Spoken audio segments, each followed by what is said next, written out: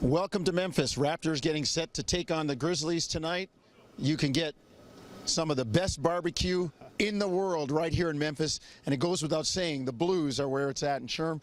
The Grizzlies team has been kind of singing the blues. We'll talk more about that later, but how about the Raptors? Third straight Atlantic Division title with Boston losing in Portland.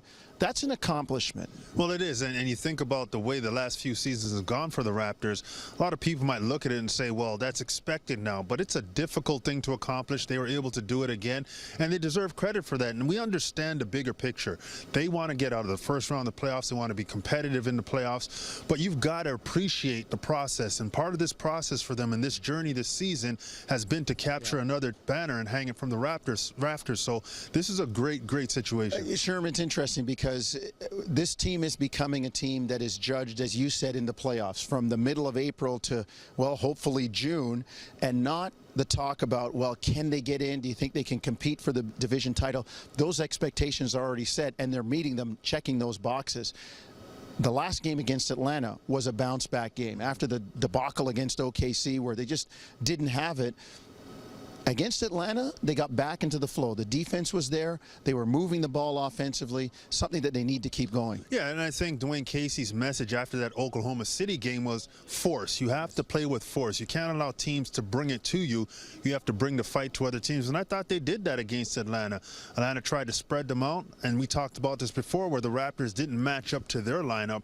They made Atlanta have to adjust to them. So I think that, to me, builds into the mentality of, you know, you have a style of play. You're going to try and impose your will on an opposing team. How do you do that? You play with force, and I thought they did that. And to your point about the ball movement, that was huge. I mean, you're more efficient, you get more guys involved, the defense has to pay attention to more people on the floor. Yeah. And again, when that defense is shifting side to side, trying to rotate and catch up to the ball, as an offensive team, you always have the advantage. So in a game like this tonight against the Grizzlies, you're going to have to understand that half-court basketball and how to move the ball. Well, you talk about playing with force, Sherm. They call this place the grindhouse. And even though the Grizzlies are banged up, as we say, they get these culture wins like San Antonio and Memphis and places where it doesn't matter who's playing.